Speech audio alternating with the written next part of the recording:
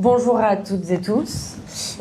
Donc bienvenue dans cette assemblée ouverte de Révolution Permanente. Moi je m'appelle Alberta, je suis étudiante à l'université du Mirail. Je suis avec Vanessa qui est travailleuse de l'aérospatiale que je ne présente plus, qui a été notre candidate aux élections municipales. Pour expliquer un peu le cadre de qu'est-ce que c'est les assemblées ouvertes, c'est des rendez-vous qu'on essaye d'être réguliers pour pouvoir des réunions publiques ouvertes de Révolution Permanente, ouvertes à toutes celles et ceux qui militent à nos côtés, veulent s'organiser ou en tout cas sont curieux de ce qu'on fait. Et l'objectif, c'est de pouvoir échanger ensemble sur la situation politique et de s'organiser pour pouvoir mener des actions, des politiques et des campagnes en commun.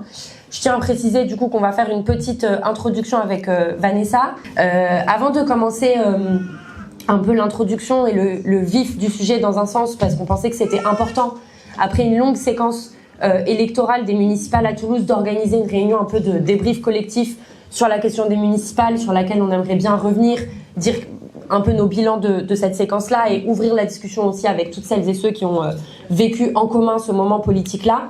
On aimerait bien commencer cette assemblée par envoyer et exprimer toute notre solidarité face à toutes les personnes qui sont en première victime de la guerre impérialiste brutale qu'est en train de mener Trump avec Israël en Iran, au Liban, mais aussi en Palestine. Donc on aimerait bien envoyer toute notre solidarité, y compris dans le contexte où les menaces de Trump, elles passent un cran assez terrifiant, avec un tweet de Trump qui dit qu'il veut faire...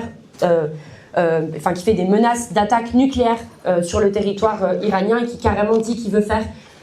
qui menace de faire disparaître toute une civilisation. Donc c'est encore une fois un saut dans l'horreur.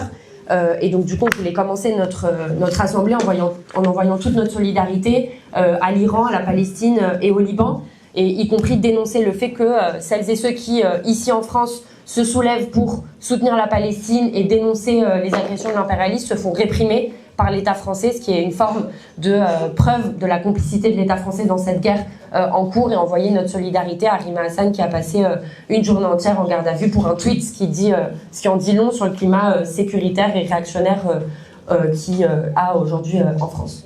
Voilà. Ceci étant dit, je vais passer la parole du coup à Vanessa pour faire le débrief dont on vous a parlé des municipales.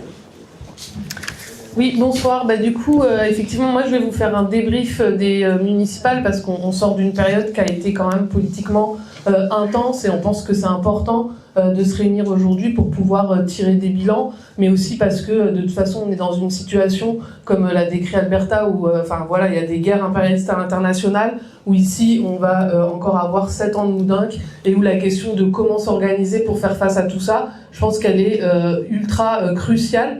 Les élections, bien qu'elles aient été locales, elles ont eu une dimension et des enjeux nationaux, parce que ce qui se jouait, c'était aussi l'établissement des rapports de force pour les présidentielles de l'année prochaine. Et je pense qu'un des premiers constats, c'est que la crise politique qui est ouverte depuis de nombreuses années, la crise de gouvernabilité, le fait que chaque année, il y a un mouvement social en France, etc., les municipales n'ont pas permis de refermer cette crise, puisque ce à quoi on a assisté, et on assiste, c'est une fragmentation du paysage politique et pas de vrais gagnants dans ces municipales, c'est-à-dire pas de bloc hégémonique, en tout cas qui se présente comme candidat à résorber la crise et candidat capable d'organiser le pouvoir de la bourgeoisie de façon durable. Du côté des partis bourgeois, le PS, les Républicains se maintiennent, ils conservent un ancrage local important. Les macronistes, eux, ils sauvent les meubles, mais ce qu'on voit, c'est aussi que ça va pas être facile, en réalité, pour les présidentielles de l'année prochaine, de se mettre d'accord autour d'un candidat, autour d'un projet politique, que ça, c'est encore une crise qui perdure dans ces partis-là. Et ce qui prime, à mon avis, en premier lieu, en tout cas nationalement, c'est la polarisation qui s'accentue, qui continue d'avancer, avec le Rassemblement national et la France insoumise qui sont apparus comme les forces les plus dynamiques, même si avec des contradictions, et je vais revenir dessus. Du côté du Rassemblement national, ils avancent avec un ancrage qui avance effectivement notamment dans leurs bastions, de façon géographique, dans le nord, dans le sud, etc., mais avec une sorte de mur impossible à passer pour l'instant, qui est celui des grandes villes où ils n'arrivent pas à faire des scores importants ou alors à s'implanter.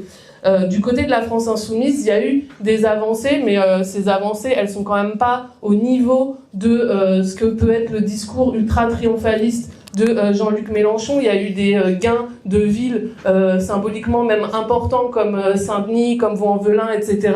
Mais il y a eu aussi, surtout, à notre avis, un bilan à tirer sur les endroits où justement il y a un bilan des alliances avec le PS qui doit être tiré, puisqu'ils n'ont pas permis de remporter plusieurs villes, notamment la ville de Toulouse. Et en ce sens, Toulouse, c'est un laboratoire des contradictions que a pu représenter ces alliances avec le PS. Je pense que ici, certainement que beaucoup ont alors peut-être voté pour nous au premier tour et voté pour la liste d'alliance LFI-PS au second tour, et que sur le papier, peut-être ça paraissait possible, par l'addition des voix entre ces deux forces-là, de battre Moudinque. Ce qui s'est pas passé, la fusion LFI-PS, elle a montré qu'en réalité, elle n'a pas permis d'atteindre une majorité politique réelle, ce qui a créé une déception, mais ce qui montre aussi, à notre avis, une limite stratégique de LFI, qui est sa dépendance déjà structurelle à ses alliances avec la France insoumise, c'est-à-dire que à ses alliances avec le Parti socialiste et la gauche bourgeoise, c'est-à-dire que partout où quand la France insoumise fait des bons scores au premier tour, elle sert surtout à préparer l'union au second tour. Même si ce vote de premier tour, il peut représenter une volonté de rupture, etc., en fait, c'est capitalisé pour une alliance dans le second tour avec le Parti socialiste qu'ils annonçaient déjà depuis le premier. Et malheureusement, la politique, ça n'est pas une addition de voix, c'est-à-dire qu'on n'unit pas des blocs électoraux de façon avec une baguette magique, c'est pas aussi simple que ça. Et la deuxième chose qu'on voulait discuter avec vous ce soir, c'est une des limites qui nous apparaît importante et évidente à discuter ce soir, mais surtout parce que nous, structurellement, à Toulouse, ça pose des questions fortes, c'est de penser uniquement à partir de blocs électoraux et pas des blocs sociaux. Et je vais m'expliquer là-dessus dans la seconde partie de mon introduction. On pense que Toulouse, c'est un laboratoire dans ce sens que il est important d'analyser profondément ce qui s'est passé et ce qu'ont été, comme je disais, les limites stratégiques pour pouvoir réfléchir de quelle façon on veut construire un projet, une alternative à Moudinque, à la droite réactionnaire et au patronat de l'aéronautique. En ce sens-là, il faut comprendre cette défaite, mais la comprendre profondément. Parce qu'il y a eu beaucoup de différentes raisons qui ont pu venir essayer d'expliquer la défaite du second tour de la France insoumise. Est-ce que c'est les fake news qui ont mené à ce résultat? Est-ce que c'est le mur de l'argent, comprendre le mur du patronat aéronautique et des puissants qui est impossible à dépasser? Est-ce que même c'est une malédiction qui reposerait sur Toulouse, qui fait que Toulouse vote à gauche dans les élections nationales, mais dès qu'il y a une élection municipale, Toulouse tombe à droite? Nous, déjà, on condamne, et on l'a toujours fait, les fake news et les attaques que subissent la LFI, ce qu'ils ont subi, on vient de le dire pour Rima Hassan, mais aussi, je pense que Bali Bagayoko, c'est un exemple d'acharnement et de décomplexion raciste comme elle peut exister aujourd'hui dans les médias et dans les forces politiques et le gouvernement. Mais je pense que même si ces coordonnées, effectivement, elles existent, elles ne peuvent pas nous permettre d'aller au bout pour saisir profondément ce qui, à Toulouse, se joue et autour de quelle stratégie, nous, on pense qu'il est important de construire une force politique pour justement s'affronter, comme je disais, au patronat de l'aéronautique, à la droite, etc., et à Moudinque. Parce que si c'est ça le constat qu'on fait, alors vous voyez qu'on reste assez impuissant parce que c'est présenté un peu comme des murs qu'on ne peut pas dépasser. Nous, on pense qu'un impensé de la gauche institutionnelle actuellement, et qui s'est incarné en réalité pendant l'entre-deux tours, si vous vous souvenez, il y a un moment où le MEDEF du 31 a menacé, donc s'est fait le porte-voix de tout le patronat aéronautique toulousain, en menaçant de délocaliser Airbus si jamais la France insoumise ou une force de gauche venait à passer au municipal. Et je pense que justement, l'impensé dont on parle, qui est un impensé de la gauche institutionnelle, c'est précisément le poids de l'industrie aéronautique et spatiale à Toulouse comme une force qui structure les rapports sociaux réels sur la ville. Donc quand je parle de rapports sociaux, déjà, de quoi je veux parler ? Nous, en tant que matérialistes, on pense que pour comprendre ce qui se passe et ce qui se répète d'élection en élection, parce qu'en fait, ça ne s'est pas joué qu'en 2022, et je leur dirai un peu après, pour comprendre ça, il faut partir de la réalité matérielle de la ville. Toulouse, c'est le poumon de... l'aéronautique, c'est le poumon de la ville de Toulouse, c'est son poumon économique. Il y a un emploi, je sais jamais les chiffres, mais c'est un emploi sur 2 ou un sur 3, je crois, qui dépend directement de l'aéronautique. C'est un secteur qui a été relativement épargné par rapport à d'autres, parce que tous les 15 ans, en fait, il y a des commandes, etc., qui continuent, même s'il y a eu un petit passage à vide pendant la crise Covid. En réalité, c'est quelque chose qui a été dépassé. Et c'est pour nous un secteur qui ne structure pas uniquement économiquement la ville, mais qui la structure aussi politiquement en tant que fleuron de la ville, de vitrine européenne, etc. Or, ce secteur, après les années 68, dans un moment où en réalité les travailleurs de l'aéronautique ont joué un rôle dans les mouvements sociaux qui ont pu avoir lieu, a subi une répression terrible de tous les militants syndicaux, de tout le secteur, de tous ceux qui avaient pu être combatifs. C'était une répression qui a été organisée, il faut l'avoir en tête, par Papon, c'est-à-dire par un général sous Vichy, etc., qui l'a organisé consciemment, et je pense que c'est important même ça de l'avoir en tête, c'est-à-dire que le patronat à ce moment-là, la bourgeoisie, organise consciemment une répression terrible parce qu'elle sait très bien justement, elle voit très bien le potentiel explosif et stratégique d'un secteur qui s'est mobilisé pendant les grands mouvements sociaux, etc. Et tout ça, le fait de réprimer ces militants syndicaux, de aussi faire implanter des syndicats pro-patronaux tels que Force ouvrière à Airbus, qui en est un exemple important, ça crée forcément une mentalité sur les travailleurs du secteur qui ont subi répression, défaite et voilà, enfin genre acharnement, mais aussi sur toute la ville, puisque les travailleurs du secteur ne vivent pas dans des cercles clos, ils ont des familles, ils ont des amis avec qui ils discutent, et ça crée l'illusion pour toute une ville d'être biberonnée, ça crée l'idée que chez les travailleurs ça crée l'idée que effectivement, que le patronat de l'aéronautique et du spatial, c'est les seuls garants de l'emploi à Toulouse, c'est la poule aux œufs d'or, c'est ceux par qui passe la stabilité et à travers eux, ceux qui relaient leur politique, c'est-à-dire Moudinque, la droite, etc.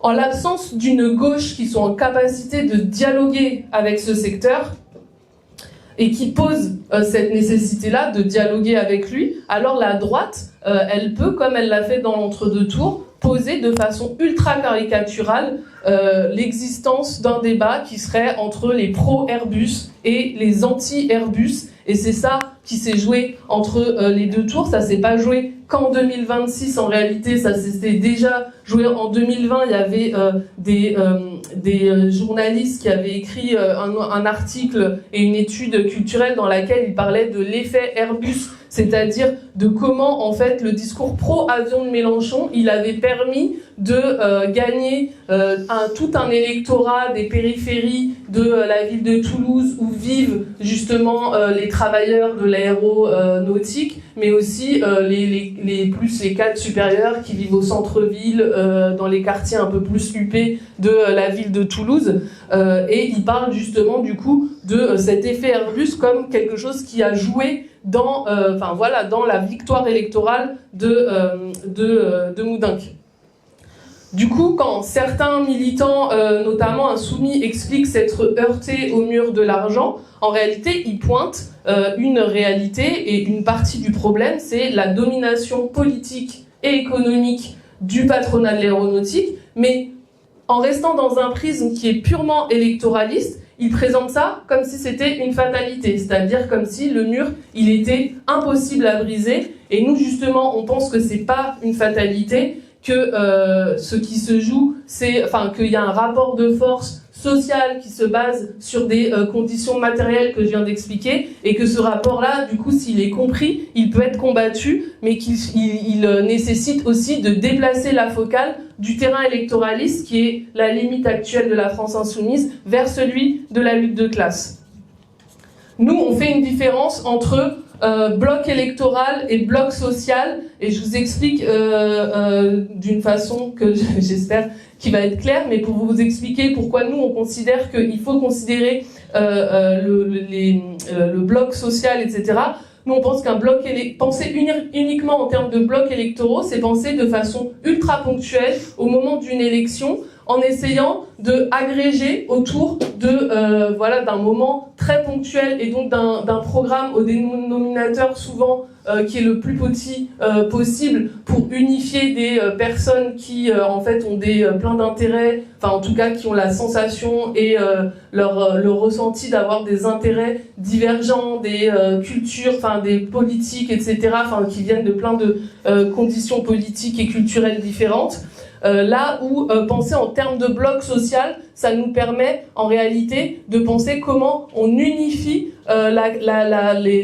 ces blocs, ces secteurs sociaux-là à travers l'expérience de la lutte de classe, c'est-à-dire à travers une expérience dans le temps qui forge les intérêts communs des travailleurs entre eux et qui forge justement cette conscience politique-là autour d'un projet qui soit un projet commun.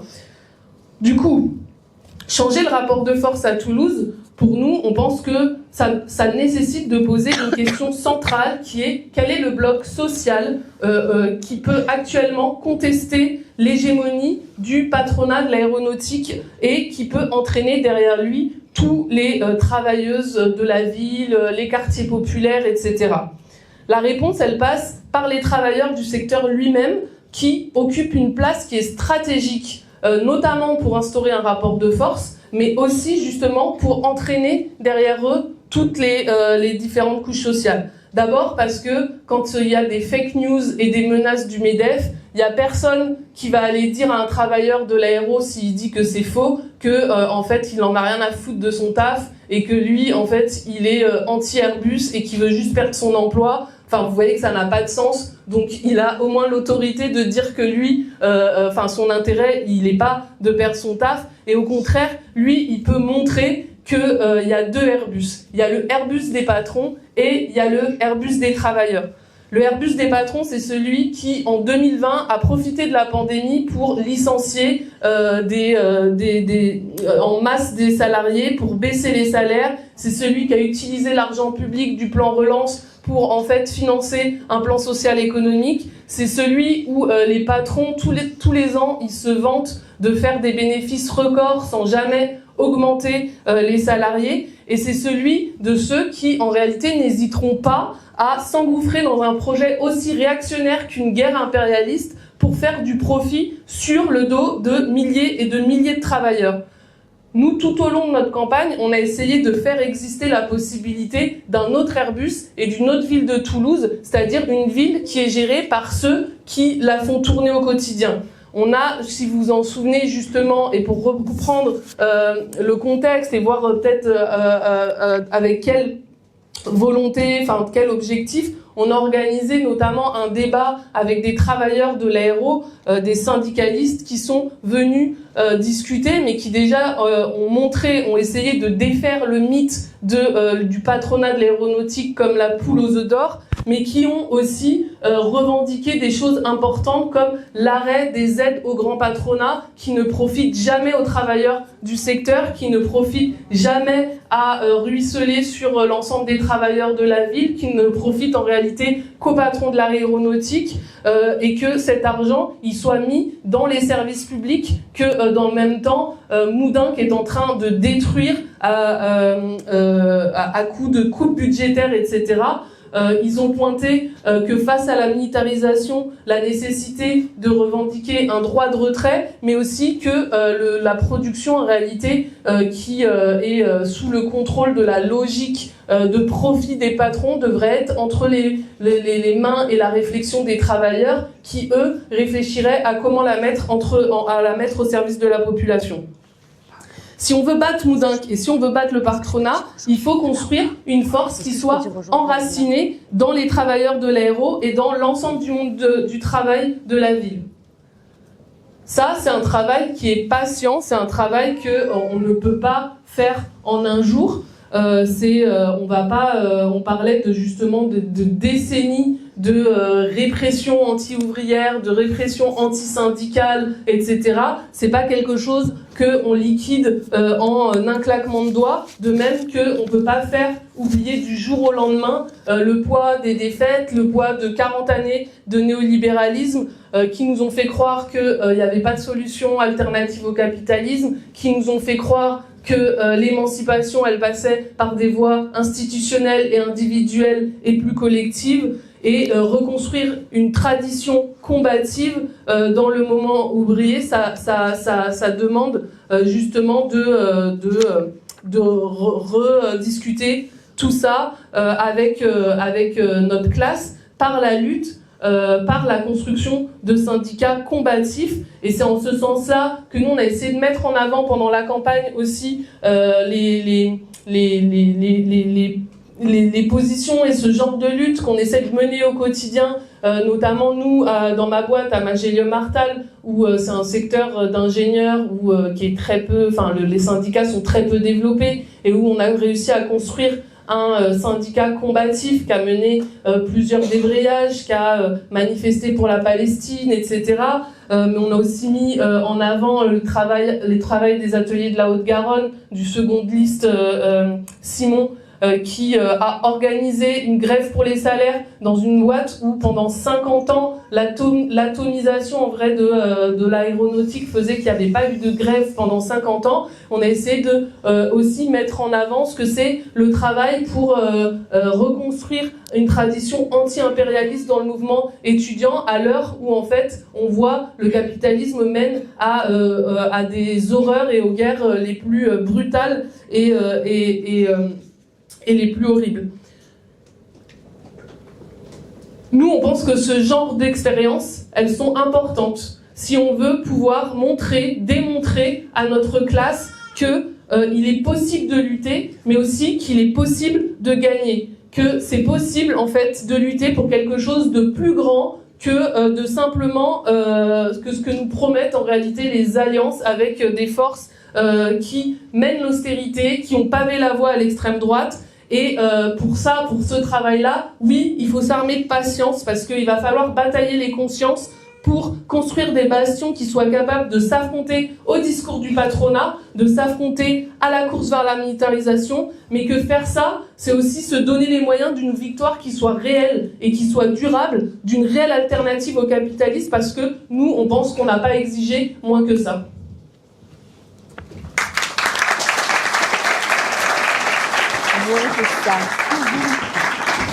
Je voudrais commencer. Toutes les personnes debout, il y a quelques petites places, je pense, ici. Si vous venez, vous pouvez vous asseoir sur la table ou quoi. Non, mais c'est vrai, si vous voulez pas rester debout. Et peut-être là, sur la droite. Bon, voilà. Non, mais c'est juste que ça me tiraille les jambes pour vous. Mais on a bientôt fini.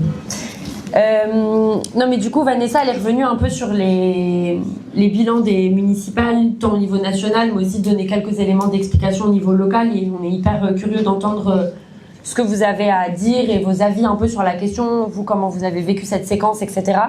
Moi, je vais essayer de donner quelques éléments un peu sur ce qu'on propose avec Révolution Permanente, y compris au-delà des municipales, puisque ça, vous voyez bien que la situation politique, comme disait Vanessa, la crise politique, elle n'est pas refermée. Et les combats qu'on a à mener, ils restent tout aussi brûlants.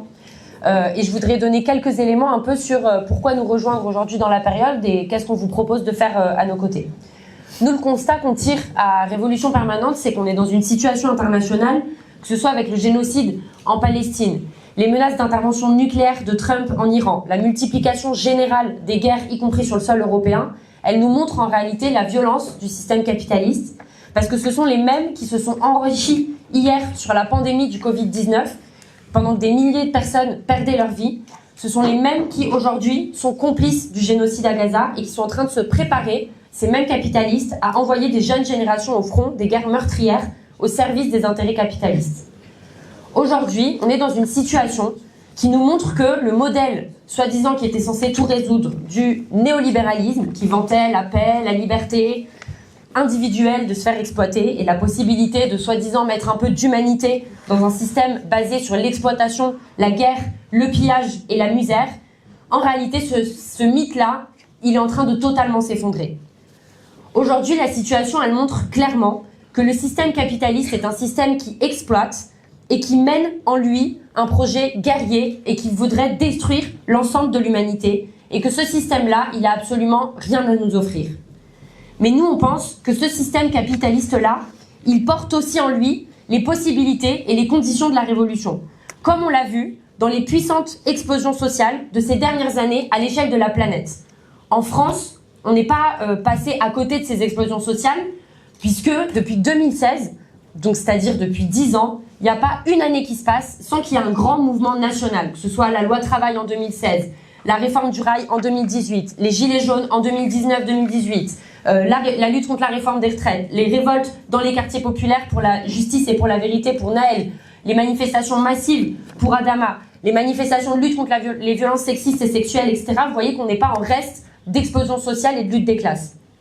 Mais ces mobilisations, elles ont été souvent canalisées par des organisations réformistes ou alors menées dans le mur total, et ça on connaît en France, avec des stratégies perdantes, tout ce qui est journée saute-mouton, ou en fait mobilisation une semaine par mois, un jour par mois. Mais vous voyez que face à cette crise du système capitaliste, on risque de voir beaucoup plus de phénomènes de lutte des classes se multiplier. Et ça, on l'a encore vu récemment, y compris à l'international, avec la grève incroyable qu'ont menée les dockers de Gênes, qui ont dit si l'État d'Israël arrête la flottille, nous on va bloquer toute l'Europe, et ils ont tenu leur promesse, puisque non seulement ils ont bloqué le port de Gênes, mais ils ont entraîné derrière eux une des mobilisations anti-impérialistes les plus historiques et les plus importantes des dernières décennies, et ce, partout en Europe et partout dans le monde. Mais encore très récemment, on a vu une mobilisation ultra forte à Minneapolis, dans le cœur de la boucherie impérialiste, avec des dizaines de milliers de personnes qui se sont mobilisées, qui ont fait grève contre les rafles racistes de la police de l'immigration de Trump. Et ça, pourquoi c'est intéressant ? Parce que ça montre que c'est possible de soulever, y compris contre l'un des pires grossiers personnages qu'a produit le capitalisme, qui est Donald Trump, et qu'il est possible de remettre en question le pouvoir de la bourgeoisie. Et aujourd'hui, nous, on pense que c'est la seule option qu'on a pour empêcher une nouvelle boucherie mondiale. Et surtout, ces dockers de Gênes, ces grévistes de Minneapolis qui luttent contre les rafles racistes, ils nous montrent que ni Trump, ni Netanyahou, ils sont tout puissants et que c'est possible de se mobiliser et de renverser la table. Aujourd'hui, si on veut mettre un coup d'arrêt aux politiques des capitalistes, il va falloir opposer un projet politique à celui des capitalistes et de l'État. Aujourd'hui, c'est soit eux, soit nous, les travailleurs, les travailleuses, la jeunesse et les quartiers populaires. Donc vous voyez que les enjeux, ils sont de taille. Et c'est dans ce contexte que nous, on pense qu'on ne peut plus débattre sur le fait qu'on pourrait rester neutre dans cette situation-là. Parce que si on veut s'affronter à une classe, la classe capitaliste, qui est ultra organisée, ultra consciente de ses intérêts, armée jusqu'aux dents quand il s'agit de nous réprimer et de nous faire taire, il y a urgence à s'engager et à s'organiser politiquement. Parce que notre force à nous, c'est celle du nombre. C'est celle des milliards de travailleuses et de travailleurs et de jeunes du monde entier, sans lesquels rien ne fonctionne. Ni les hôpitaux, ni les trains, ni les écoles, ni les entreprises, et ni la production d'armes de guerre. Mais pour que ces milliards de personnes prennent conscience de l'idée fondamentale, c'est de mettre de l'énergie dans la construction d'une organisation révolutionnaire.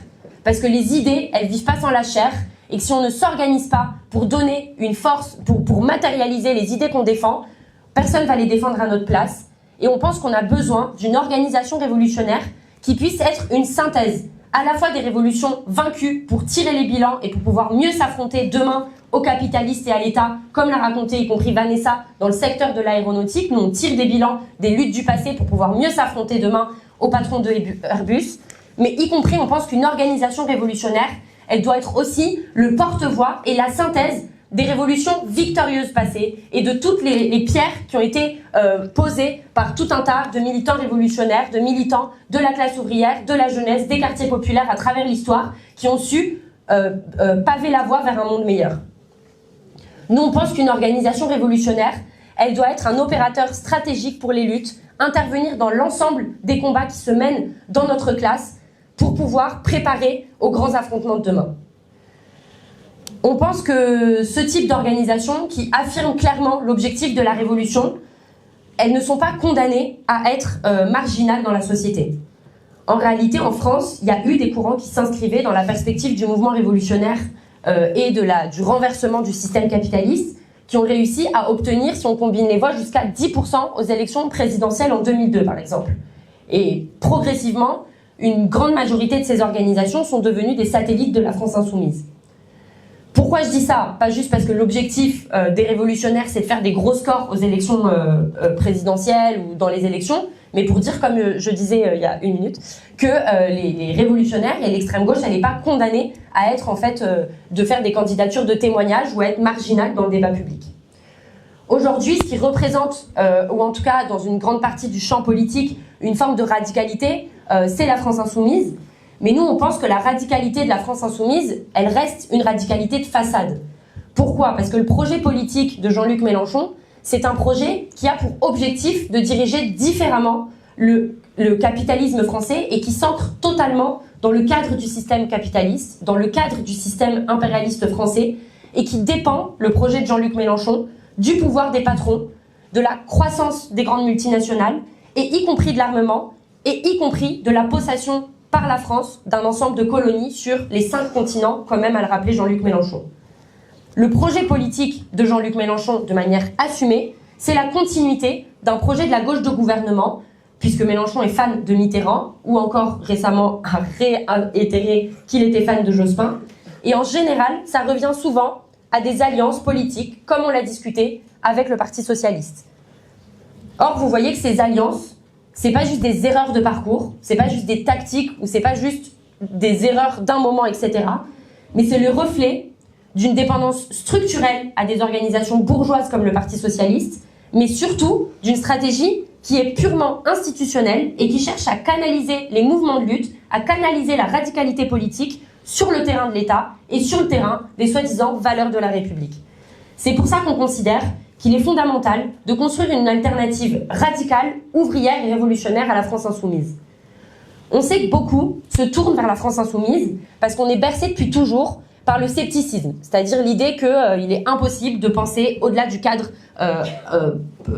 proposé par le système capitaliste, et donc en gros que la France insoumise, on sait que c'est pas ouf, on sait qu'ils soutiennent la colonisation française et qu'ils défendent l'impérialisme français, mais bon, il n'y a rien d'autre dans le paysage politique, etc., etc. Et moi, j'y crois pas à ton histoire de révolution. Le problème, c'est que vous voyez, ça nous habitue à accepter toujours le moins pire, à accepter toujours le moindre mal. Et le problème, c'est que ce possibilisme-là, il est le meilleur ennemi de nos ennemis, les capitalistes. Parce que les capitalistes, ils se gênent pas pour imaginer et mettre en place l'impensable. Et ce qui paraît totalement impossible. Et le pire de l'horreur. Ils se gênent pas pour détruire des villes entières comme ils l'ont fait à Gaza. Ils se gênent pas pour bombarder des raffineries comme ils sont en train de le faire en Iran. Et aujourd'hui, carrément, ils menacent de détruire une civilisation tout entière en utilisant une bombe nucléaire. Alors on peut se dire que Trump est fou, et que Netanyahou aussi. Mais la réalité, c'est que leur folie, c'est le vrai visage du système capitaliste. C'est une violence décomplexée. C'est le visage d'un impérialisme qui ne se cache plus et qui ne cache plus ses guerres derrière des résolutions de l'ONU et du droit international. Et cette radicalité de la bourgeoisie-là, pour nous écraser et qui va tout détruire sur son passage, elle nous impose de penser un projet radical pour s'y affronter. C'est pour ça que Rosa Luxembourg, il y a un siècle, elle disait que c'est soit le socialisme, soit la barbarie.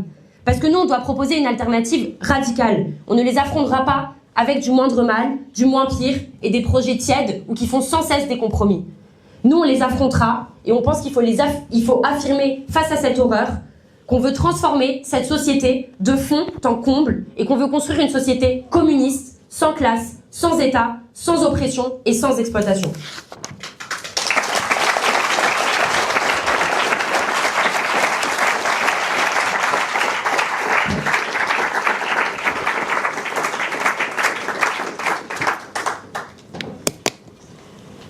Aujourd'hui... Ah merde!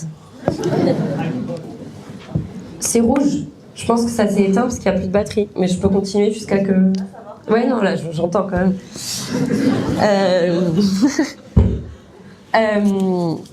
Bon, genre... Non, voilà. C'est rouge, il n'y a plus de batterie. Vous m'entendez comme ça?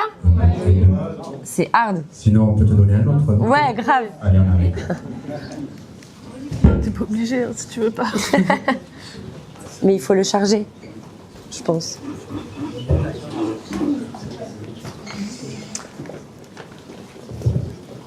Yes. Allô? Allô? Non? 1, 2. 1, 2. Comme ça? Comme ça?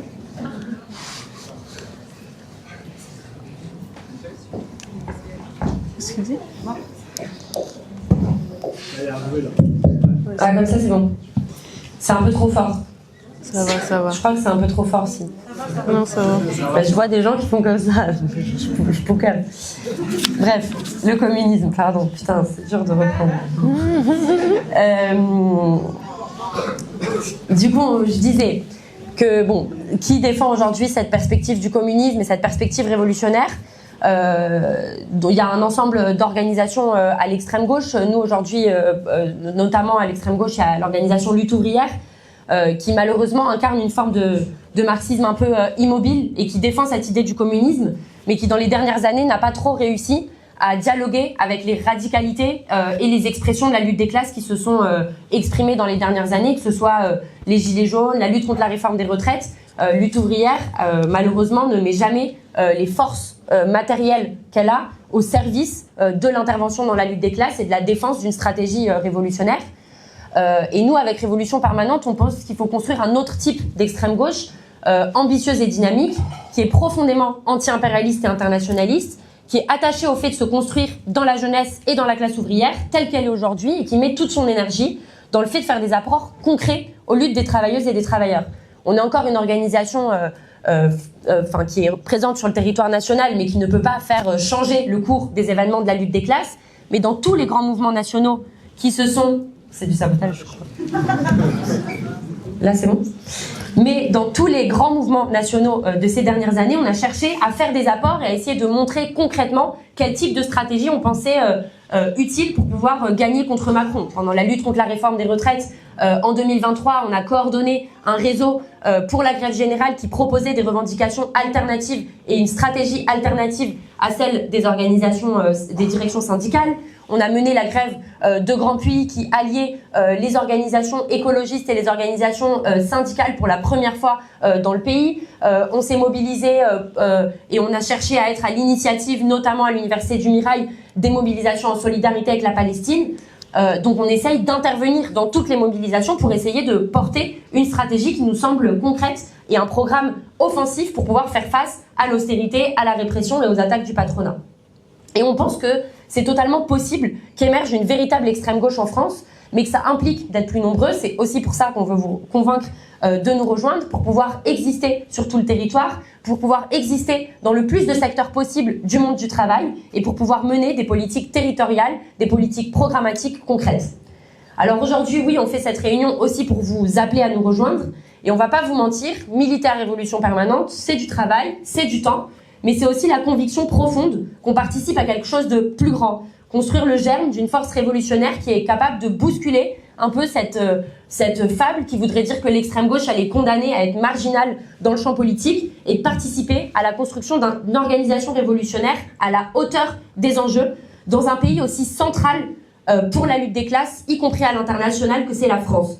Parce que quand les Gilets jaunes ils ont fait trembler Macron ici en France, en réalité ils ont fait aussi trembler la bourgeoisie à l'international, puisque s'il y a un tel niveau de radicalité qui s'est exprimé en France, non seulement le gilet jaune, il a été agité dans les rues d'Alger, dans les rues de Santiago du Chili, etc., mais il a y compris montré aux bourgeois du monde entier de quoi la classe ouvrière était capable quand elle se révoltait. Et militer à révolution permanente, c'est aussi se donner les moyens de construire des luttes victorieuses, de préparer les travailleurs et les travailleuses, la jeunesse et les quartiers populaires pour les combats à venir. Et c'est aussi partager ce projet avec des milliers de militants à travers le monde, puisque nous, on fait partie d'une organisation internationale, le courant Révolution Permanente de la fraction trotskiste, qui est présent dans 14 pays. Et on a des militants en Argentine qui s'affrontent à l'extrême droite de Milei. On a des militants au Brésil qui s'affrontent quotidiennement aux crimes racistes de la police au Brésil. Et on a des militants dans l'État espagnol, en Allemagne, en Italie, au Mexique, partout, qui partagent ce même projet de construire des organisations révolutionnaires déterminées, capables de se préparer aux affrontements à venir avec l'État et avec la bourgeoisie. Et nous, si on veut vous inviter à construire cette organisation avec nous, c'est pas juste pour pouvoir avoir plus de membres et d'être super content de ça, d'avoir plus de followers sur Insta, plus d'argent et plus de conseillers municipaux demain. C'est évidemment nécessaire pour pouvoir incarner nos idées dans la réalité. Mais on pense que tout ça, c'est juste des moyens et que notre véritable objectif, c'est la libération de l'ensemble de l'humanité, de tous les travailleuses et les travailleurs exploités aujourd'hui par ce système capitaliste.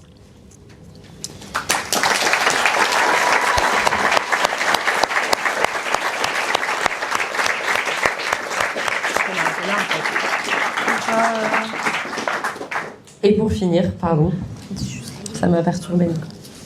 Et du coup, pour vous donner un peu concrètement qu'est-ce qu'on vous propose dans les prochains temps à Révolution Permanente à Toulouse, ça se pose sur 3 grands défis qu'on a à notre sens un peu à moyen terme dans la période. Le premier défi, c'est le fait de continuer à consolider une organisation de jeunesse révolutionnaire, puisque vous le savez, avec le Point Levé, on est de toutes les mobilisations en solidarité avec la Palestine pour s'affronter en ce moment même au Mirail. On est dans une lutte dure contre la présidence, contre l'austérité qui veut nous imposer en fait un avenir de précarité, de misère et qui en plus nous demande de faire comme si c'était normal en fait l'austérité. Et dans ce sens-là, on pense que c'est important de continuer à consolider des organisations de la jeunesse révolutionnaire dans toutes les universités de Toulouse et de Navarre. Et dans ce sens-là, on va organiser un grand événement du Point Levé le 23 mai, donc je vous le dis en avant-première, à l'université du Mirail, où il y aura des conférences pour discuter justement du mouvement étudiant, de qu'est-ce qu'on défend et de quel anti-impérialisme construire dans la jeunesse. Ensuite, dans la continuité de notre campagne aux élections municipales, nous on pense qu'il est fondamental de continuer à développer des politiques et des positions anti-impérialistes et anti-militaristes. On a une responsabilité spécifique à Toulouse, puisqu'à Toulouse, il y a la base de l'OTAN, on l'a répété, on l'a martelé, ils veulent faire de Toulouse la capitale de la militarisation. Et nous, on pense qu'il faut faire de Toulouse la capitale de l'opposition à leur guerre impérialiste et de la solidarité internationale.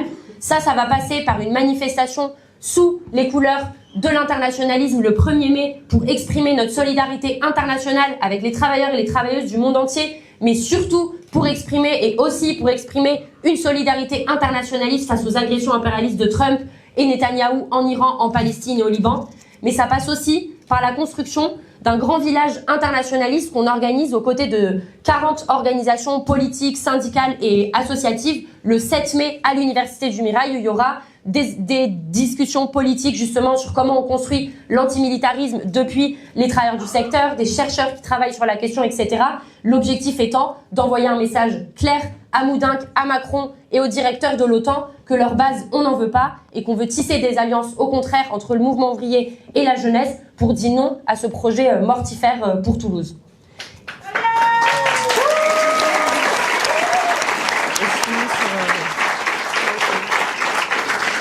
Et pour finir et pour fermer la boucle, comme on l'a rappelé en début de cette assemblée ouverte, On pense qu'il est nécessaire aujourd'hui de s'opposer quotidiennement à la guerre impérialiste en Iran. On l'a dit, il y a un saut dans les menaces de Trump qui concrètement menace, je répète, de faire disparaître la civilisation iranienne, c'est-à-dire bombarder un pays de manière plus offensive avec la bombe nucléaire. Mais en réalité, depuis le début de la guerre, il y a des universités qui ont été bombardées, des écoles qui ont été bombardées, des raffineries qui ont été bombardées. Vous voyez que c'est un véritable crime impérialiste quotidien.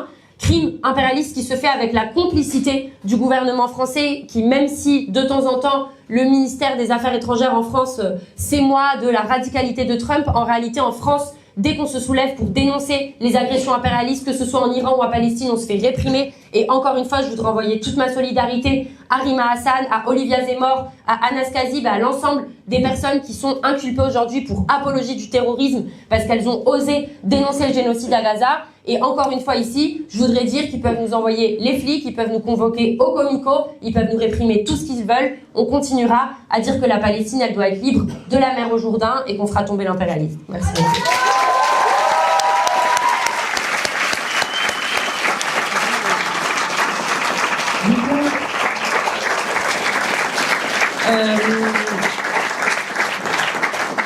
Du coup, maintenant, l'objectif, c'est de donner la parole à la salle. Il y a un seul micro, je crois. Si, allez à la librairie, regardez. Non, mais ça, je vais le dire après. Mais restez jusqu'à la fin, parce qu'on aimerait bien faire une vidéo collective de solidarité avec l'Iran au vu des menaces très graves qu'a fait Trump. Je donne la parole à Vanessa. Merci.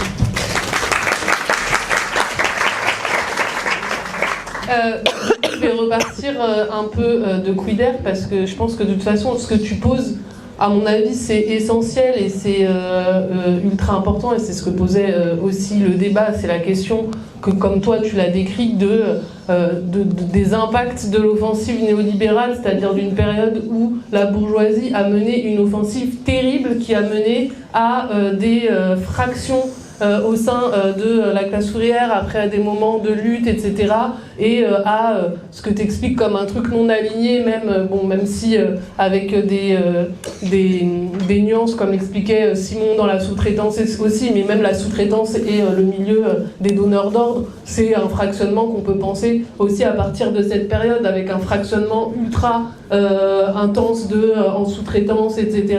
Avec des relativement épargnés et des moins épargnés, mais tout ça, tu vois, pour diviser en fait toute une classe qui avait réussi à mener des luttes, etc. Et puis pour diviser les consciences. Il se trouve qu'aujourd'hui, le néolibéralisme, il est en crise totale et que ça se voit à la fois par toute la politique d'austérité, mais aussi il y a une crise plus générale de la montée de l'impérialisme, etc., du fait que les guerres reviennent et tout, et qu'il est absolument primordial, et c'est ce que toi tu poses aussi, à mon avis, de répondre et de réussir à réunifier en fait tous les secteurs qui ont été ultra fragmentés, qui ont été ultra cassés. Je pense que c'est la question que tu poses et qu'à mon avis c'est aussi la question qu'on posait et c'est la question qui est absolument essentielle si aujourd'hui on veut penser comment en fait on construit une force qui soit capable de s'affronter justement aux enjeux de la période, un patronat qui est ultra radicalisé, mais plus largement à toutes les guerres impérialistes auxquelles on nous prépare. Et je pense que nous aussi, si on discutait la question de Airbus, c'était justement pour dire toute cette question de bloc social aussi, avec quel programme et autour de quoi ce bloc social il est capable d'entraîner. Moi, je pense qu'il faut qu'on ait en tête, quand Simon il décrit ses conditions de travail, qu'un ouvrier de l'aéronautique aujourd'hui n'a aucun intérêt à enchaîner les 3-8 pendant que en fait il y a des personnes, des bastions de gens qui sont au chômage à côté et qui attendent de pouvoir se faire embaucher, qui survivent aux aides qui leur sont données, mais qu'il y a tout intérêt à ce qu'aujourd'hui la classe ouvrière, et notamment la classe ouvrière de l'aéronautique, elle défende en fait le partage du temps de travail sans perdre perte de salaire que en fait il y ait du travail et des salaires pour tous, pour répondre je sais plus à qui demandait, mais je sais plus même quelle était la question, mais oui, nous on considère que de toute façon la classe ouvrière c'est l'ensemble des personnes qui sont obligées de vendre leur force de travail pour pouvoir survivre, mais qu'aujourd'hui la bourgeoisie le fragmente et crée des armées de chômeurs pendant qu'il y a des gens qui crèvent au taf, et c'est littéralement ce qui se passe. Nous, c'est justement un programme d'action et un programme d'unification de notre classe qu'on a essayé de défendre tout au long de la campagne, autour justement de questions qui visaient à montrer qu'on a tout intérêt à lutter ensemble. C'est pour ça que nous, on a toujours défendu la question du désarmement de la police à l'heure où les violences policières, elles agissent dans les quartiers. On a défendu toujours comme becs et ongles, justice et vérité pour Bilal, mais parce qu'on voit aussi que la répression qui se joue dans les quartiers populaires, comme au moment de Naël, etc., nous, c'est le moment où justement on disait, on dénonçait en fait toutes les forces de gauche qui voulaient pas dénoncer ce qui se passait dans les quartiers populaires, comme Laboratoire, mais même en plus, comme moi je viens de Guadeloupe, mais on dénonce aussi ce qui se passe en Guadeloupe, en Kanaki, etc., comme Laboratoire en fait des violences policières et de la violence d'État qui peut après s'abattre sur nos mouvements sociaux, etc. Donc je pense qu'il y a un intérêt à justement unifier notre classe autour d'un programme, et c'est ce qu'on a essayé de faire. Ça c'est sur la question de Airbus, mais du coup pour répondre aussi dans le sens de toi, je pense que justement je parlais de comment tu portes un programme hégémonique qui entraîne, etc. Et je pense que le secteur de l'aéronautique a aussi les possibilités justement d'entraîner autour de lui d'autres secteurs sociaux, d'autres mouvements sociaux. Nous, l'exemple qu'on a, dont elle a un peu parlé Alberta, c'est l'exemple des raffineurs de Grand Puy, qui au moment où ils se sont alliés en fait avec les militants écologistes, ont montré comment en fait, quand tu es travailleur dans une raffinerie, que tu te bats pour ton emploi, tu as tout intérêt à t'allier aux travailleurs écologistes pour repenser, et c'est ça qu'ils ont fait, pour repenser la reconversion de ta production, parce que tu n'as aucun intérêt, toi, à mourir, enfin déjà au taf, à te faire te faire polluer la gueule, etc.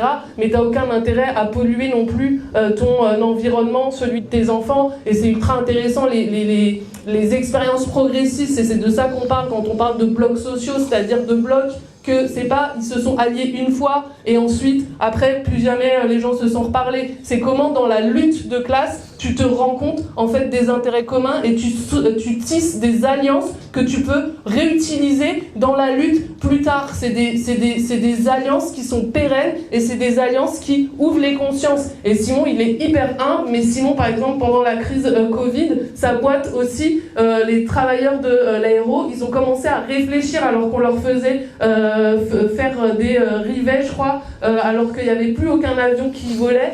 Ils ont réfléchi à comment eux, ils voulaient, et ils l'ont dit, comment eux, ils voulaient en fait reconvertir leur production pour pouvoir produire des masques, parce que les gens, ils mouraient autour d'eux, parce qu'on était dans une crise, etc. Et des trucs respirateurs, pour aider la population. Mais vous voyez que c'est tout ça, en fait, qui se construit quand il y a des alliances profondes qui se font autour d'un élément commun. Et pour, je sais plus, il y a quelqu'un qui a parlé de l'antifascisme, mais je pense que c'est aussi une façon d'y répondre. Nous, on est très fiers d'avoir pu porter une candidature comme celle qu'on a portée à Saint-Avold, qui est un bastion ouvrier dans lequel le RN a gagné une influence de ouf après des années de désindustrialisation, etc. En fait, ce qui influence politiquement les ouvriers là-bas, c'est le Rassemblement national, et la campagne, elle a montré en fait comment tu pouvais construire avec un programme anticapitaliste qui dénonce le génocide en Palestine, qui dénonce le racisme d'État, qui dénonce les violences policières, etc., t'affronter frontalement au Rassemblement national et construire une alternative à ce dernier. Voilà. Juste pour finir, moi je vais répondre donc à la toute première personne qui a pris la parole. Déjà, je te remercie, mais je pense que ce qui est important dans ce que tu as dit, c'est que, moi, ce que j'ai retenu, c'est le truc aussi de quel visage on veut incarner. Et je pense que ce qu'on vous demande ce soir aussi, c'est justement de venir incarner ce visage-là aujourd'hui, c'est-à-dire le visage d'une classe ouvrière, d'une nouvelle classe ouvrière qui est capable de s'affronter aux enjeux de la période, qui est capable qui se pose des objectifs d'obtenir autre chose que le moindre mal, que les programmes tièdes, etc. qu'on nous propose, qui renouent avec le meilleur de ce qu'ont été les expériences de la lutte de classe, comme il l'a raconté avec la commune, etc. et qui vont dans un combat de vie ou de mort, comme l'a dit Corinne, parce que c'est ça qui joue. C'est en fait, on l'a dit, c'est quelque chose dans lequel en fait c'est socialisme ou barbarie, c'est eux ou nous, c'est la classe ouvrière ou la classe bourgeoise qui gagnera. Et nous, ce combat-là, on le mène avec cette conscience-là, et c'est pour ça que pendant toute la campagne, on a dit, et on s'est délimité des politiciens professionnels qui ne vivent pas nos vies, qui n'ont pas nos intérêts, qui se tapent la bise avant les débats, comme si, en fait, ça n'était pas des questions de vie ou de mort qui se jouaient. Et donc nous, on vous invite à mener ce combat avec nous.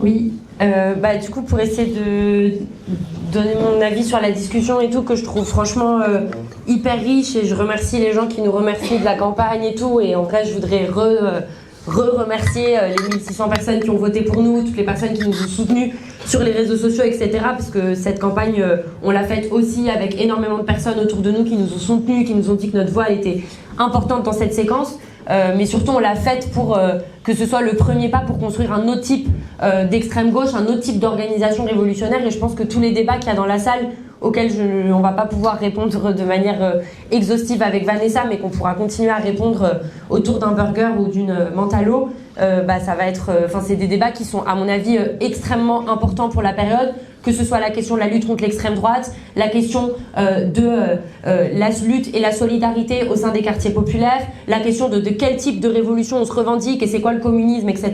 Je vais essayer de donner quelques éléments, mais je répondrai pas ou je ne discuterai pas de tout ce qui s'est posé, mais en tout cas je voudrais vous remercier pour cette discussion qui est très riche et qui présage en tout cas beaucoup d'inventivité et de possibilités de discussion.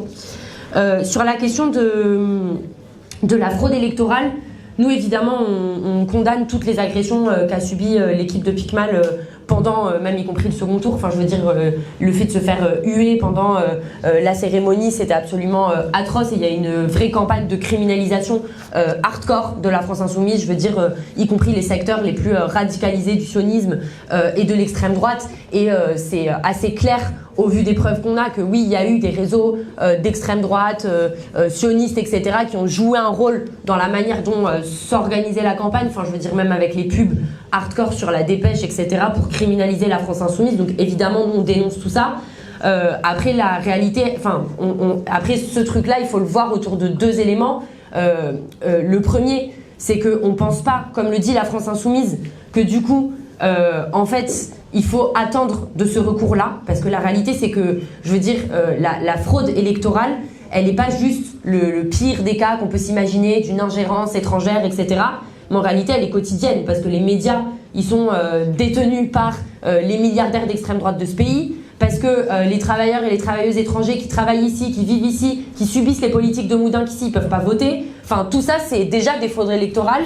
Et en réalité, le système électoral, politique, bourgeois, tel qu'il nous est présenté, il est loin d'être transparent, il est loin d'être démocratique. Et du coup, de ce point de vue-là, on pense qu'en attendre d'un recours à cette même justice qui, de fait, organise la violence sociale au quotidien, ça n'est pas une alternative pour celles et ceux qui sont déçus du résultat. Mais plutôt, moi j'ai l'impression que c'est une manière pour la France insoumise de ne pas tirer jusqu'au bout les bilans en fait d'une alliance ratée avec le Parti socialiste, dans le sens où on peut évidemment soutenir, et dénoncer cette fraude et il faut la dénoncer et encore une fois on le dénonce, mais je pense que ça pose une question de dire bon, mais en fait maintenant que Moudin est repassé, comment on se donne les moyens de tirer les vrais bilans de la séquence des municipales et comment est-ce qu'on tire des enseignements stratégiques, y compris pour la suite. Sur la question des enseignements plus stratégiques et tout des municipales, On a déjà dit un peu dans l'intro, etc. Il y a la question de l'aéro qui a été posée. Mais moi, je voudrais insister vraiment sur la question du moindre mal et du rapport en fait, la question du programme et de quelle alliance est-ce qu'on tisse. Parce que je pense qu'en fait, le problème aujourd'hui politique qu'on a, Raphaël l'a dit sur la question de l'hypothèse stratégique que fait la France Insoumise, sur la question des quartiers populaires et de la jeunesse, etc.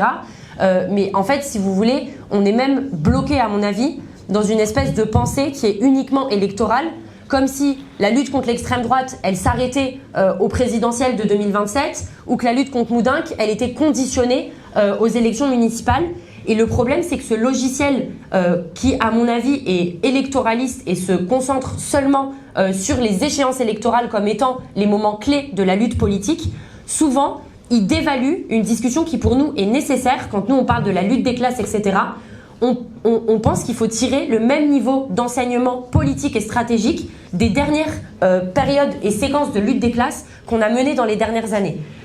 J'ai dit en introduction, il y a eu le mouvement de 2016, le mouvement des Gilets jaunes, la lutte contre la réforme des retraites, les mouvements contre les violences policières, etc. Je ne reviens pas. Mais en réalité, si vous regardez, un des bilans qu'on doit tirer et qui doit nous interroger, nous ici dans la salle, c'est que si on regarde absolument tous les secteurs de la société, ils sont sortis dans la rue, mais de manière désordonnée. C'est-à-dire qu'en fait, d'un côté, tu avais les salariés du public qui luttent dans leur coin. Après, tu as eu les gilets jaunes, donc la classe ouvrière plus périurbaine, etc. Les quartiers populaires se sont soulevés, ont lutté, que ce soit pour Naël ou pour la justice et la vérité pour Adama au moment du meurtre de George Floyd. La jeunesse plus universitaire s'est mobilisée contre le génocide à Gaza. On a eu des manifestations pour le climat. On a eu des secteurs du privé qui ont lutté, notamment dans l'aéronautique au moment du Covid, et qui a eu un petit peu de grève, etc., y compris contre les licenciements. Mais ce que je veux dire par là, c'est que la question de pourquoi est-ce qu'il n'y a pas une unité qui s'est exprimée dans la rue de tous ces secteurs sociaux qui pourtant ont des revendications communes, enfin je veux dire unité qui s'est exprimée par exemple dans la réforme des retraites, je veux dire on avait à la fois des salariés précaires, des chômeurs et des personnes en fait qui touchaient plus d'argent mais qui se sentaient attaquées dans leur retraite. Bon, mais du coup vous voyez que de ce bilan-là, si on regarde, on a l'impression que la seule unité qu'on peut construire, elle est électorale et elle est pour 2027 et elle se fait forcément avec des compromis programmatiques et en fait une baisse de nos ambitions. Et nous, au contraire, on pense que l'unité, elle se construit par en bas, dans les mobilisations, dans l'organisation et dans la construction d'un programme commun, comme elle disait Vanessa, et que, en ce sens-là, on pense que la lutte contre la militarisation ne peut pas être une option et que de ce point de vue-là, il est fondamental de construire, et c'est ce qu'on essaye de faire au quotidien, dans l'éducation, comme le racontait Clara, dans les facs, dans le secteur de l'aéronautique, dans le social et dans tous les secteurs dans lesquels on est avec les militants de Révolution Permanente. Et c'est aussi cette perspective-là qu'on vous invite à construire avec nous, d'avoir un programme offensif contre les capitalistes et contre la militarisation. Donc pour moi, cette question de l'unité, j'ai l'impression qu'on aurait intérêt à commencer à se la poser autrement, et y compris à partir de ce qui s'est exprimé réellement dans les classes populaires dans les dernières années. Le deuxième élément, c'est la question du programme, c'est-à-dire qu'en fait, si vous regardez toutes les luttes qu'on a menées dans les dernières années, elles étaient toujours défensives. On était contre la réforme des retraites, on était contre Macron pendant les Gilets jaunes, on était contre le génocide à Gaza, etc. Mais il y a énormément de difficultés et c'est en partie dû aux organisations, aux directions syndicales, aux organisations qui dirigent les syndicats et y compris à la gauche institutionnelle et politique, de jamais poser la possibilité d'un projet en positif, c'est-à-dire que nous, par exemple, pendant la réforme des retraites, on disait qu'il fallait dire retraite à 60 ans et que c'était la base en fait, et que même si c'était un slogan qui a été repris dans les manifestations, quand vous lisez les communiqués de l'intersyndicale, ils étaient juste pour le retrait de la réforme à 64 ans, et qu'en fait, de programme minimal en programme minimal, on s'habitue toujours aussi à lutter pour vraiment des miettes et à accepter en fait toujours des conditions de travail, de vie et d'études qui sont toujours plus pathétiques. Et à mon avis, c'est aussi, pour dire qu'il y a une continuité dans la manière avec laquelle on discute de programmes pour les luttes, donc dans la grève du social, dans la grève des AESH, dans la grève au Mirail contre l'austérité, etc. Et dont on discute du programme dans les élections ou du projet politique qu'on veut pour changer la société. Et je pense que ça, c'est un truc important pour pas avoir une attitude où en fait, d'une certaine manière, on va lutter pour un programme plus radical et révolutionnaire, mais après, quand on discute des élections, penser que du coup, il faut faire avec le jeu du système et dans le cadre en fait de ce que proposent les organisations de la gauche institutionnelle. Bon, ça c'était pour dire quelques éléments que me faisait penser la discussion. Après, sur la question du capitalisme et du communisme, je vais boire un peu.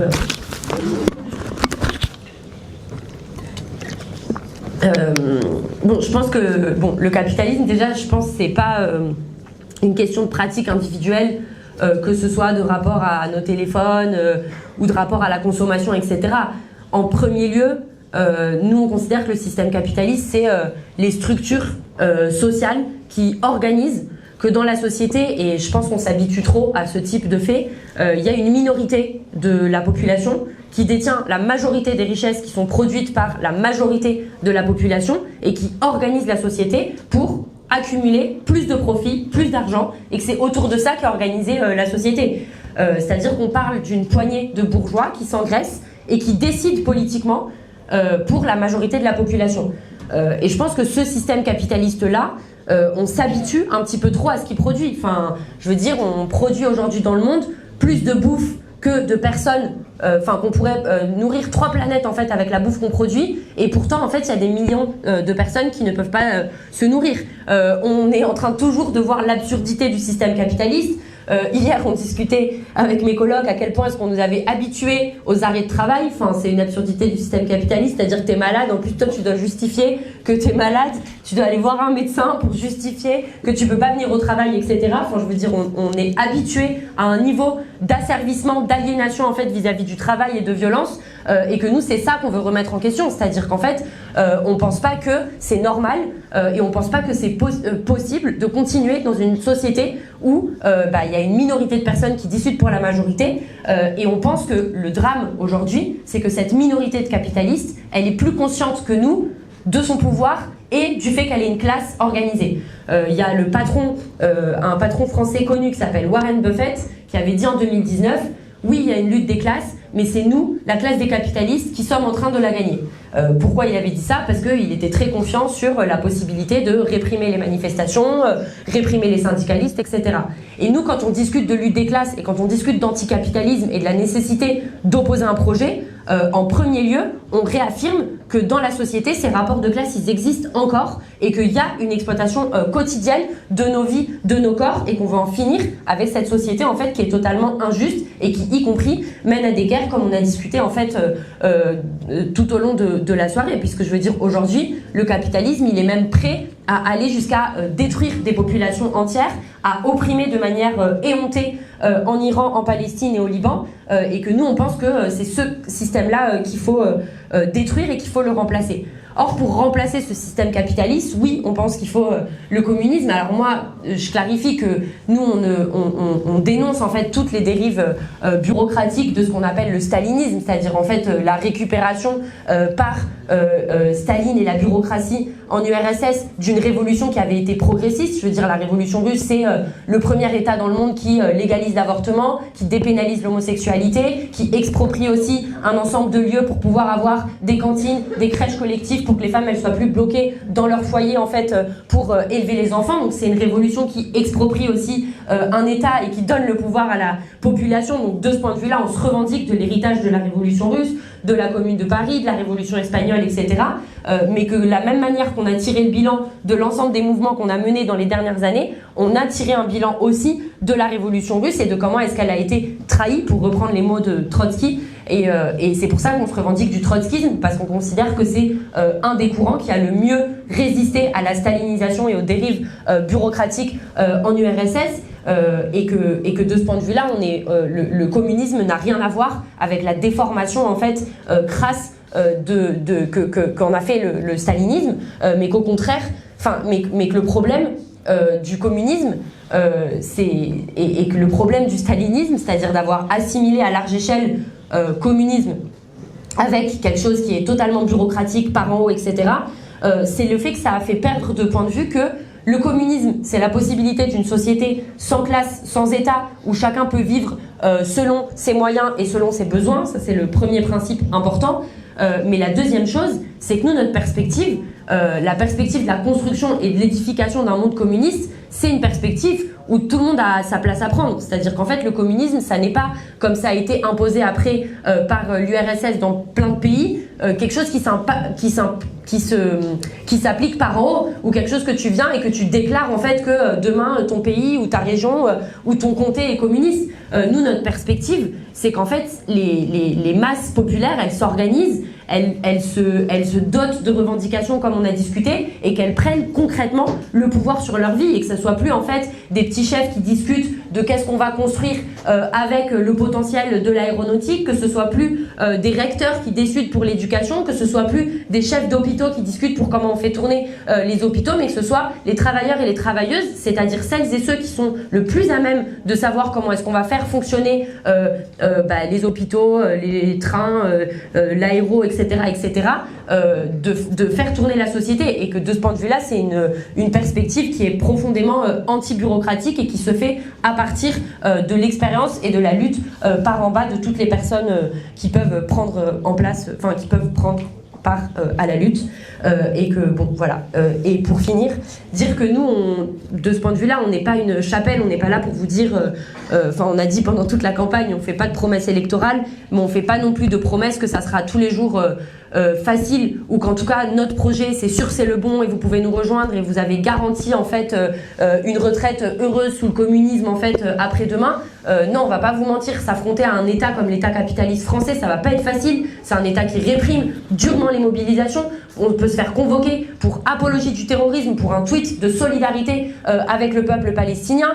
Quand tu es syndicaliste dans l'aéro, tu te fais aussi réprimer, ou tu te fais harceler quotidiennement en fait par des politiques de patronal qui veulent t'empêcher de t'organiser. Quand tu milites, en fait, oui, tu t'affrontes en fait à la répression des capitalistes, mais en même temps, tu te dotes aussi d'une stratégie qui fait que tes espoirs, ils ne vaguent pas, ils ne naviguent pas juste en fonction en fait des hauts et des bas des mobilisations ou des victoires de la gauche unie, ou en fait de si le Parti socialiste a décidé aujourd'hui d'être gentil ou pas, mais en fait ton espoir il se base sur la possibilité qu'un jour la majorité des personnes de cette société et l'ensemble des opprimés de la planète, ils tapent le poing sur la table et ils renversent radicalement la situation. Et c'est pour ça qu'on parle de Minneapolis, c'est pour ça qu'on parle de la grève des dockers, c'est pour ça qu'on continue de parler des gilets jaunes, mais parce que c'est des explosions sociales qui nous ont tous surpris. Si on avait parlé des gilets jaunes 2 mois avant que les gilets jaunes arrivent, personne nous aurait cru. Si on avait dit, en fait, vous vous imaginez que la meilleure solidarité qu'a reçue le peuple palestinien, c'est celle des dockers de jeunes qui ont bloqué le port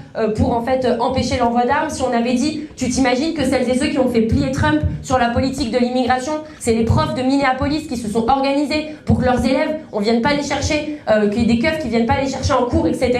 Personne nous aurait cru. Et de la même manière, nous on pense que c'est pas et que du coup tout ça, ça nous montre que les idées qu'on défend, que le programme qu'on défend, qui est un programme de rupture avec le capitalisme, qui veut en finir avec ces injustices-là, etc., il existe concrètement dans les luttes qui se sont menées des dernières années. Et ce qu'on propose avec une organisation, c'est d'y donner corps, c'est de permettre en fait de coordonner l'ensemble de les luttes, de les relier aussi au bilan des luttes passées, des enseignements stratégiques, etc. Et c'est cette aventure-là qu'on vous propose de mener avec nous. Donc nous, ça va pas être toujours facile, ça prend un peu de temps, mais par contre, ça donne une détermination et un courage pour pouvoir s'affronter aussi et relever la tête au quotidien. Parce que quand tu relèves la tête seul dans ton taf, ou quand tu relèves la tête avec la conscience que ton relevage de tête, il fait partie d'un relevage de tête collectif et de la possibilité demain de construire une autre société, bah ça donne 2 fois plus de force pour relever la tête et ça évite tout type de torticolis. Voilà.